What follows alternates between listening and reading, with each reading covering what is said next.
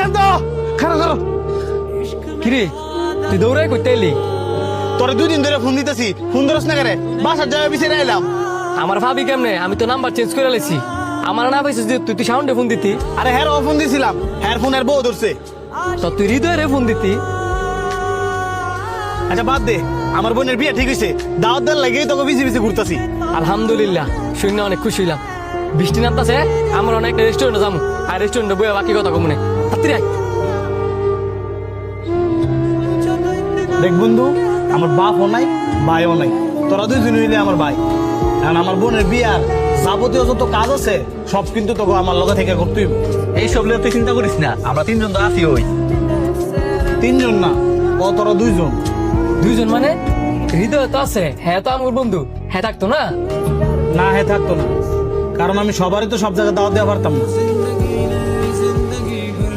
তোর কথাটা আমার ভালো লাগে না। আম করে দাওয়াত দিবার লাগিয়া আম করে বিছিয়ে বিছিয়ে 2-3 দিন ধরে ঘুরতেছস, ফোনের উপরে ফোন দিতেছস, অথচ হ্যাঁ তোর বাড়ির লগে থাকে, তুই আরে দাওয়াত দিতি না।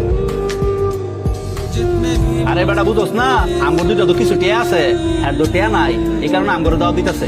মূলত দাওয়াত আমগরে দিতেছে না, দিতেছে আমগর টিয়ারে।